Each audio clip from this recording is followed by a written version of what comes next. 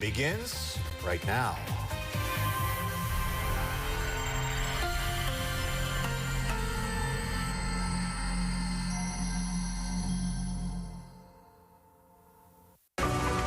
Invasive species. They might not sound very threatening, but these living organisms, when introduced into a new setting, can cause extensive harm to the environment, the economy, and even human health. What makes a species invasive? How do they take over? What threats do they present to our native wildlife? And how do we curb the spread? Welcome to The Invasion, a KX Town Hall. Here are your hosts, Cameron Brewer and Adrienne Oglesby. Hello, and thank you for joining us for our latest KX Town Hall. I'm Adrienne Oglesby. And I'm Cameron Brewer. Thousands of species of plants and wildlife live in North Dakota. Some are native to our region and others not so much. And that's what we'll focus on in today's Town Hall, invasive species. These plants and animals are introduced to our region on purpose or by accident. They grow in such high numbers that they harm the environment. But first, let's meet our panelists. Ben Holland, the aquatic nuisance species expert from North Dakota Game and Fish, and Scott Sterling, the natural resources specialist for the Army Corps of Engineers. Thank you for being here. Let's get started. This town hall is called The Invasion, talking about invasive species in our state. Can you both tell us exactly what are invasive species? Sure, I'll take the first shot.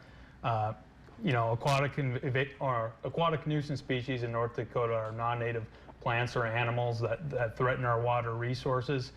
Here in North Dakota, we're incredibly lucky that we only have 8 aquatic nuisance species, and most are limited in their range. And we really want to spread the word and just make sure that we're not moving these species to other new waters. So what is a native species? Is everything an invasive species at one time or another?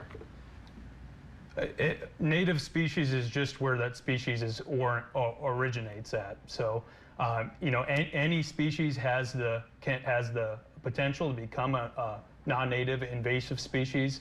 Whether you're out west or out east, brook trout, which are native to the eastern United States, are introduced to the western United States and can be invasive, and rainbow trout, which are native to the western United States, go to the eastern United States and can become an invasive species. So it's all about where you are. Any species has potential to become a non-native invasive species. So Sterling, where can you find the most invasive species? Is there a certain region in our state? Well, concerning aquatic invasive species, definitely the eastern side of the state is where you'll find some of the infested waters. But for the most part, that's what I know for aquatic, at least. Yep. I'm on more of the aquatic side here, but a lot of the invasive species to the United States, they kind of originated in that Great Lakes. There's lots of big shipping cargo containers, big ballast water tanks that originally came from the Great Lakes, and slowly those species have been starting to spread westward, and we've seen that kind of on the eastern border of North Dakota now, and now we're starting to see some come into our state. So we're trying to prevent the movement of them farther in their state and from getting into more waters. So Ben, tell me, why do invasive species outcompete native species? In their left unchecked, invasive species in their home waters have a set of biological and either water chemistry controls. When they come here to North Dakota or any other new region, they might not have those set of biological and chemical controls. So they come to North Dakota, they have the right nutrients, the right water quality, where they can just go bananas and outcompete many of our native species. And we see that in some waters here in North Dakota. And Sterling, how do invasive species spread, especially here in North Dakota? There's many ways that invasive species can spread, so we just want to drive the awareness for folks. It can be anything from pet stores, homeowners just going to a pet store and releasing goldfish into streams or water bodies. We saw moss balls carrying zebra mussels by pet stores, and then folks releasing those in their aquariums, and then that could get into the water system. The the zebra mussels, quagga mussels, they can be spread really easily through waters, kind of like Ben talked about, ballast waters in boats and hulls. Adult mussels on the bottom of docks, boats, trailers. So we have to be really cognizant of how we're spreading any type of water or mussels between water bodies or on our marine equipment. Ben, is it possible to predict which species will be invasive? It can be difficult. There are definitely more introductions that happen out there than actually succeed. That's why we really preach the universal clean, drain, dry method, because what one species might be native to one water body, it might cause harm in another. So even some of our native species where we might not have them, they potentially could become nuisance levels. So you know, whether it's mud plants or animals, if they're on recreational or commercial equipment, you know, we preach that universal clean, drain, dry method, making sure that everything is good and clean before transport, after recreation, or before you go to the next water body. How can invasive species be managed and controlled? Ben, talk about what Game and Fish does, and Scott, talk about what the Army Corps of Engineers approach. Sure.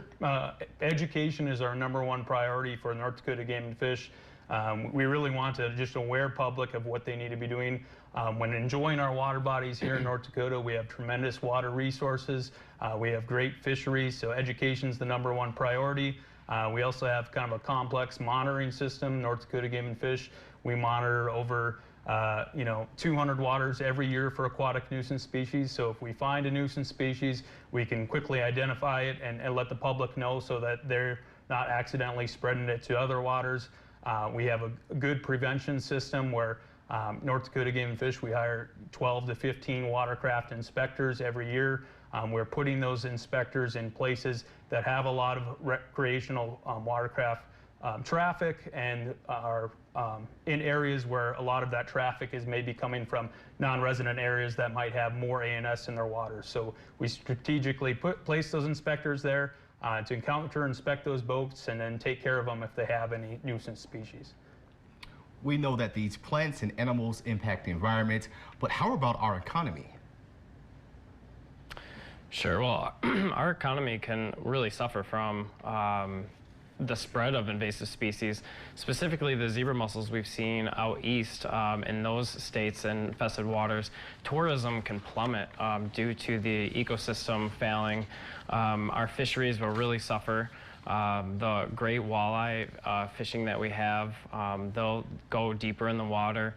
Our water will be filtered out by the mussels, taking all those nutrients that are needed by our fisheries and the fish, and there will be a lot more weeds growing a lot further out in the waters due to the clean or the water that's clear. So our economy can absolutely fail due to the tourism. And ANS and in general and zebra mussels, they're very hard on water infrastructure. So any dams, municipalities that take in raw water, it doesn't take very long after a zebra mussel infestation where they're clogged into every pipe.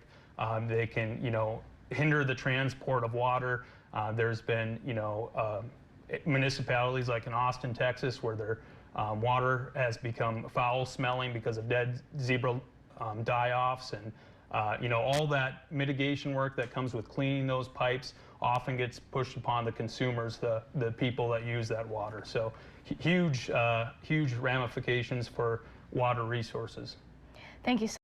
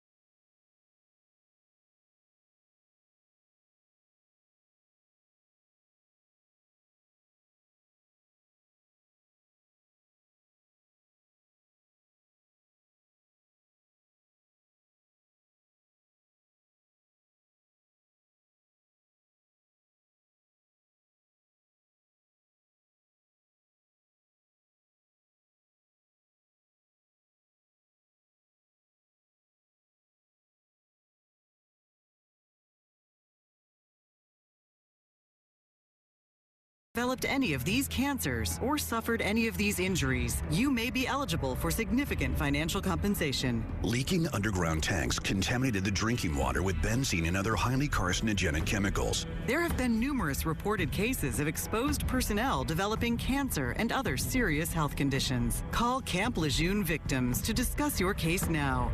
800-858-7908.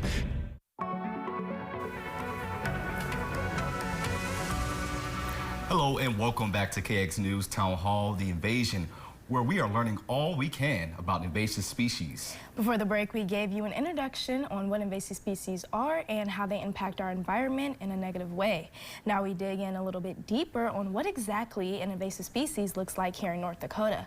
Ben, I understand you brought some stuff to show. What are some examples of invasive species here in our state? Sure. Well, always the hot topic is the zebra mussels, and you can see right here what zebra mussels can do to water infrastructure. In North Dakota, when we have a real bad infestation after 3-4 years, you know, every hard surface can look like this after a short amount of time. We plunk substrate in Lake Ashtabula.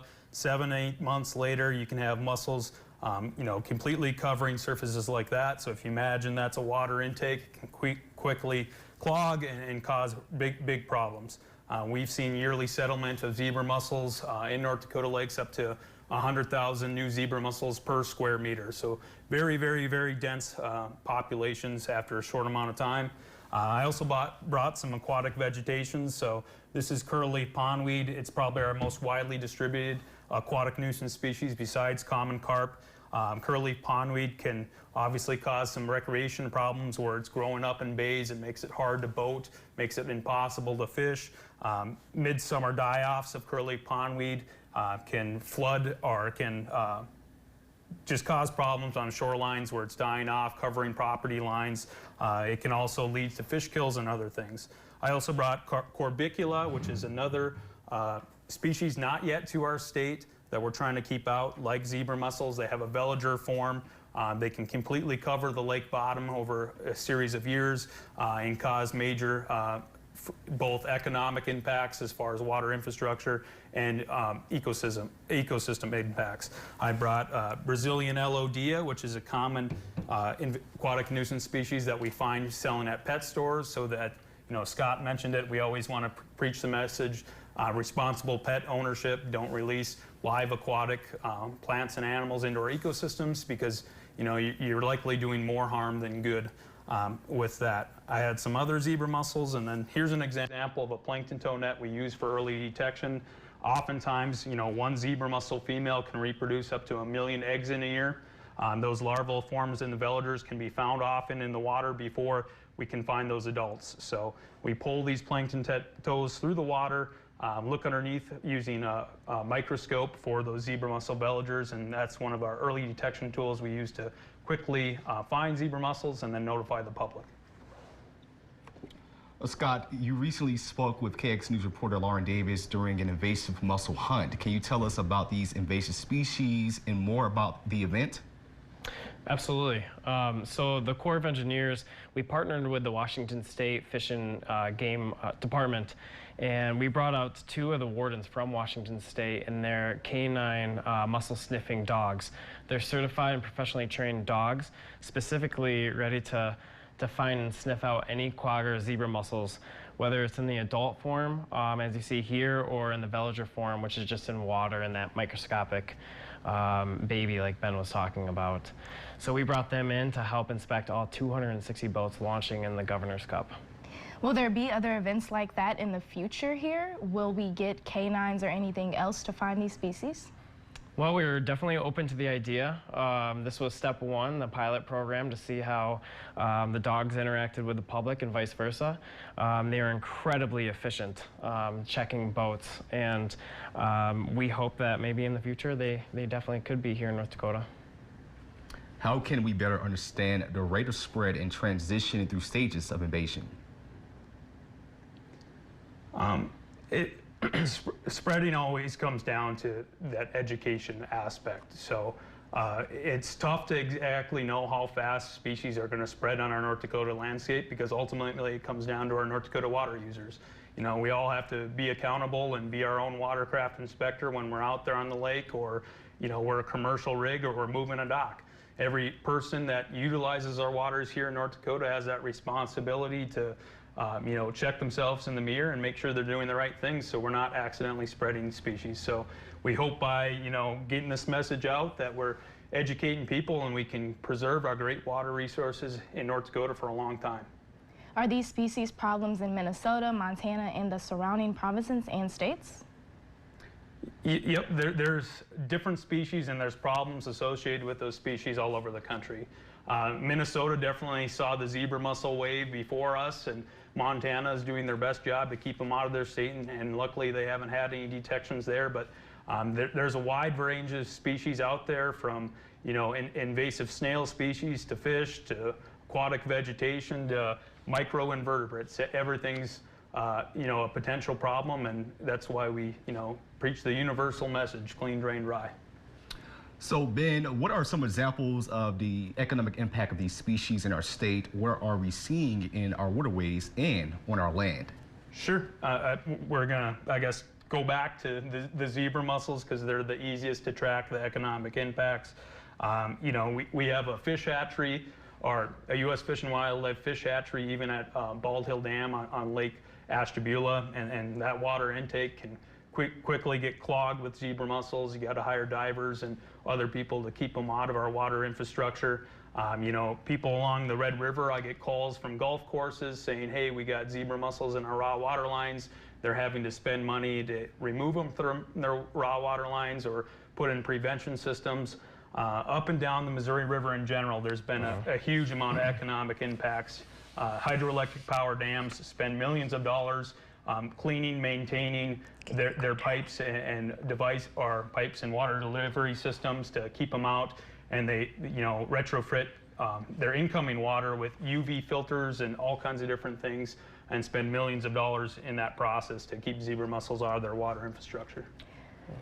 Well, for the both of you, how have these invasive species been related to the animals here in our state? Have birds been eating them?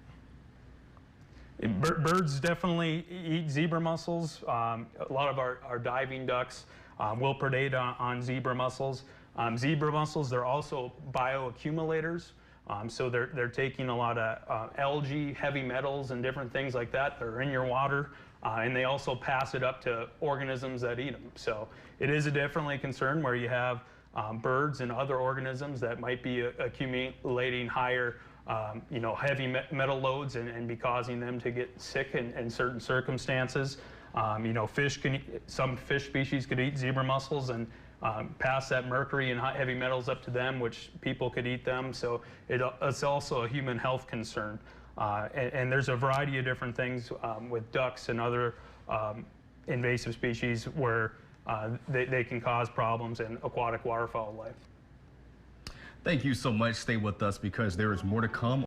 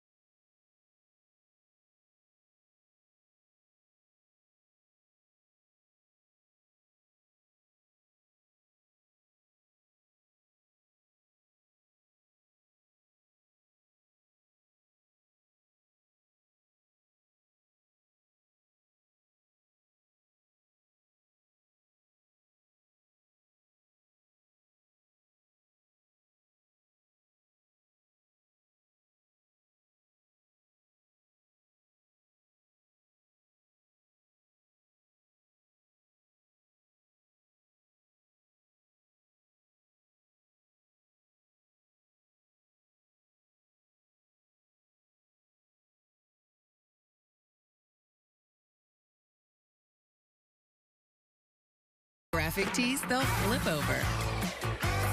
Or get an extra 20% off already great deals at Macy's. You have plans and need a forecast that helps you prepare. Your KX Storm Team has you covered with accurate 7-day and up-to-the-minute forecasts. Know before you go. The KX Storm Team, putting North Dakota's weather first.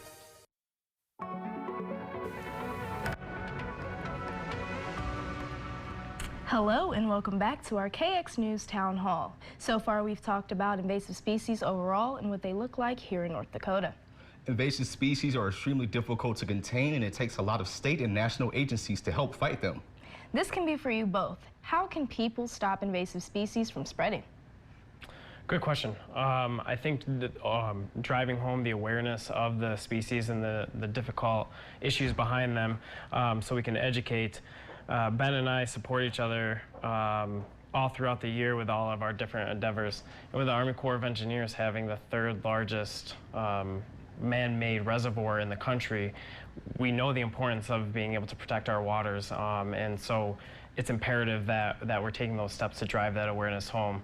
So whatever we can do to help support Ben, and Ben supports us throughout the year, it's been a great partnership with the state to drive that awareness home and prevent the spread, especially when it comes to the zebra mussels. Sure, and private citizens, we go back to it, and I sound like a broken record, but goes back to that universal clean, drain, dry method. It's simple steps that any water recreationist can do. So if you're, whether you're a water sports enthusiast, or you're a fisherman, or you're a pleasure boater, or you're even, a cabin owner with a dock and lift, or a commercial equipment guy, it all comes down to making sure your equipment's clean, drain, dry, anytime you're moving equipment or before and after use. Simple steps. Any person also can use hot water. Hot water is effective at killing aquatic nuisance species, 140 degrees on the outside of hulls and surfaces, and then 120 degrees in live wells, bilges, ballast tanks, things like that. Scott, are there resources or at least a list of invasive species with pictures that someone can look up to use as a reference when fishing, hiking? Absolutely, and I'm actually going to pawn that back off on the state, because that's what we refer to as well here. As the Army Corps of Engineers, we refer to the state's website. They have a fantastic resource available. Yep, you can go to the North Dakota Game and Fish website, look up aquatic nuisance species. We have a list of maps, a list of tools that boaters and anglers can use to learn about clean, drain, dry, to learn about invasive or aquatic nuisance species in our state and how to prevent their spread. There are rules for the size of fish to keep when you're fishing. Are there similar rules to follow when it comes to fishing out invasive species? No, I guess is the short answer. Okay. We have some aquatic nuisance species that are fish and are able to catch for anglers, so common carp, silver carp, big head carp, grass carp. Anglers, just like any other species that's non-regulated as a non-game fish, may be taken home and used for consumptive purposes. Scott, for some of the aquatic invasive species, are they safe to eat? For a human, I would not do any. It depends on the species. So yeah. Your carp species are good to eat. You wouldn't want to be eating something like zebra mussels or curly pondweed or anything like that. So, common carp, big head, silver, grass carp, they're fish species that are actually pretty good. Silver carp, I've heard, are very good to eat. Are some of these physical species physically harmful to us? Yeah, you have, silver carp, which a lot of people are used to seeing on the news, that jump out of the water and can harm recreationists. We actually have silver carp in the James River. So silver carp are startled by boat motors, and they can reach, 50, 60 pounds. So if you're going down a river that has silver carp, like in the Illinois or the Missouri, and you don't have your head on the swivel, you could get hit by a 40 to 50 pound silver carp, and it has been known to injure people too. So, but luckily here in North Dakota, we have very low population density of silver carp in the James at this time. And back to the zebra mussels really quick too. With the infested waters with zebra mussels, they grow on all hard surfaces. So when you put your foot down or hand down in the water and you don't know they're there, their razor-like attributes will cut and slice through your flesh. Yeah. So you do have to be very careful and cautious when going in those waters. Making sure you're using and wearing water shoes and, absolutely, and gloves and things like that. Scott, what is the Army Corps of Engineers looking to do in the future to keep the spread at bay? Well, again, it really comes back to education. That clean, drain, dry message is what we really need to drive home to all the citizens in our state and surrounding states, even up into Canada, to include them. So as far as the Corps, right now we're stenciling all boat ramps with that clean, drain, dry message, so boaters afterwards can see as soon as they're pulling their boats out, that's the last thing they see to remind them, pull their plug, look around their boat, drain it, make sure all the water is taken out of their live wells. We have Awareness Wednesdays. That's a Facebook campaign. So every Wednesday there's a new fun fact, a new trivia question on our Facebook page, which that is USACE Garrison Project / Lake Sakakawea. Same shameless plug right there for us. But you can find out all sorts of fun new facts every week. Follow us on our Facebook page. And then we're doing Veloger tows like Ben talked about. The Corps is supporting inspectors at some of our boat ramps that are out in the middle of nowhere in some rural North Dakota areas, which has some of the best fishing. And then, of course, we just had our dog demo. So moving forward, we're hoping to have self-decontamination stations in 2023. Look forward to that at some of our select boat ramps as we're growing that. And then we have self-monitoring boat ramps as well. Yeah, virtual inspection devices we're going to be putting at some locations. So. And Ben, what about you guys? We do a ton of different things, from the education and monitoring. We do digital marketing where we can target lake users specifically on the lake that use our ramps. So, you know, people that are coming to Devil's Lake or Lake Sakakawea, we can specifically target those individuals with ads about clean, drain, dry, trying to get the message home. We have, you know, I talked about those 12 to 15 watercraft inspectors looking for invasive species.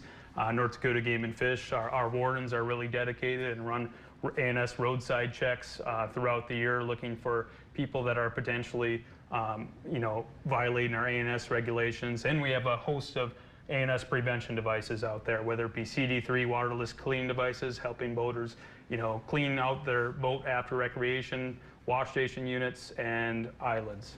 Thank you, Ben and Scott, for speaking with us on this important topic. We learned a lot about our state and our environment at risk, and thank you at home for joining us for this KX News Town Hall. We hope you learned a lot about invasive species and how you can help keep your state safe and clean. North Dakota is a beautiful place, and we have to work together to keep it that way. Thank you again for watching. We'll see you later tonight for KX News at 9 and 10. You can run up to 30 seconds.